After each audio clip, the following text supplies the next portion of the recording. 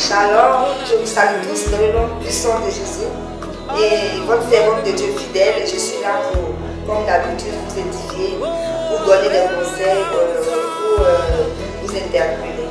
Alors ce matin, tu vas prendre ta Bible dans Hébreux 3, le verset 15 qui dit: aujourd'hui, si vous entendez sa voix, n'endurcissez pas votre cœur comme lors de la révolte. Amen. Il y a le psaume aussi 98, psaume 98, le verset 8. Alléluia.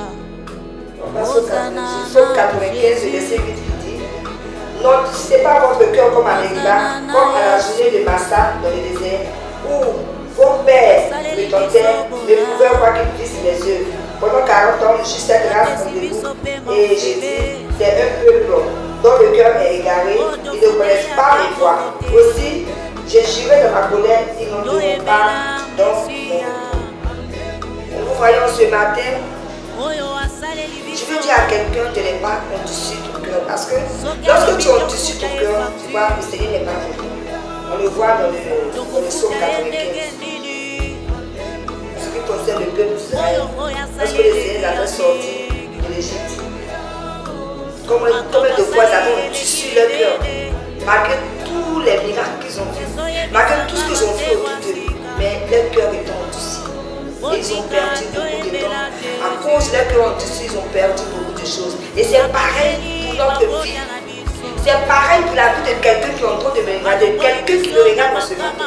Je veux te dire que tu n'es pas endurci ton cœur. Regarde, quand tu endurcis ton cœur, tu es en train d'allonger toi-même ton désir. Le Seigneur t'interpelle par plusieurs manières.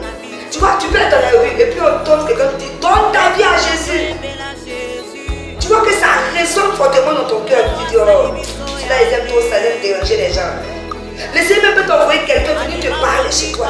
Donne ta vie. Toi-même, tu peux voir ça dans un rêve. Toi-même, tu peux sentir ça. Dieu est en train de t'interpeller.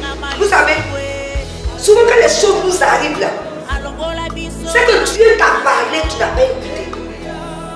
C'est que Dieu t'a averti, tu n'as pas écouté. Dieu t'a interpellé dans plusieurs formes, plusieurs manières, mais tu n'as pas écouté. Alors moi, ce matin, je veux aussi parler au cœur de quelqu'un. Je ne sais pas à qui ce message appartient, ça n'appartient pas à tout le monde. Ce message ne concerne pas tout le monde, mais quelques personnes. Le Seigneur m'a même venu te dire qu'il n'est pas endurci ton cœur. Vous voyez, je trouve ça tellement dommage. Lorsque quelqu'un ferme son cœur, tu sais, souvent ta vie même te parle. Mais tu ne t'assois même pas pour réfléchir. Tu dis: mais attends, qu'est-ce qui m'arrive là?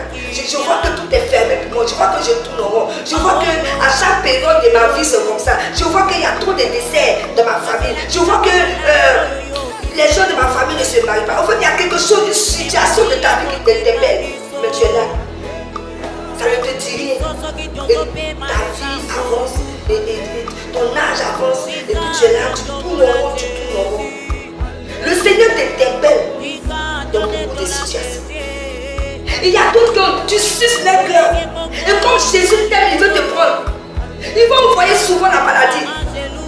Il va envoyer des problèmes terribles. Pour que tu puisses t'asseoir. Parce que quand les gens ont des problèmes, ils sont plus accessibles. Ils entendent plus la voix de Dieu. Donc comme tu ne veux pas écouter le Seigneur, il va te mettre dans une position où tu seras accessible à entendre sa voix.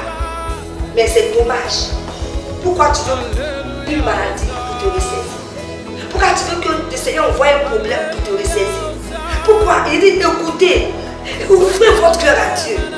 Je parle à la jeunesse, je parle à tout le monde. Quand on vous parle, répondez-vous, donnez votre vie au Seigneur. C'est Jésus qui sauve. Sachez que c'est la vérité.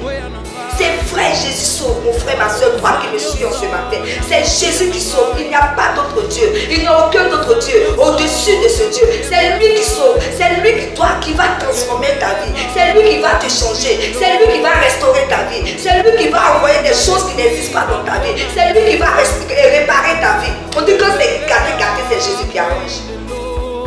Tu peux être homosexuel, tu peux être lesbienne, tu peux être, je sais pas, un voleur, tu peux être un menteur. Mais quand tu donnes réellement ton cœur à Jésus, quand tu dis: Seigneur, transforme-moi, quand tu acceptes réellement Jésus, il te transforme. De voleur, tu deviens un homme honnête. De menteur, tu deviens un homme véridique. Hé Jésus, de lesbienne, Jésus emmène ton mari. D'homosexuel, tu deviens un homme rangé, stable, qui se marie à une femme. C'est Jésus qui fait ça. Alors ce matin, le Seigneur frappe au cœur de quelqu'un. Et je veux que tu répondes à cet appel. N'endurcis plus ton cœur. Je ne sais pas à qui je parle, mais je suis en train de parler à quelqu'un. Entends cette parole et puis accepte Jésus. Ne laisse pas que les choses vont t'arriver d'abord. Ne laisse pas le pire t'arriver. Regarde, tu peux tomber malade parce que le Seigneur t'interpelle.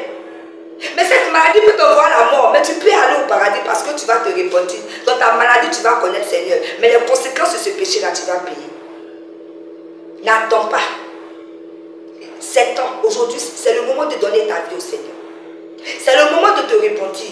Et c'est le moment d'ouvrir ton cœur et d'accepter Jésus-Christ. Que le Seigneur vous bénisse. À très bientôt pour une prochaine vidéo.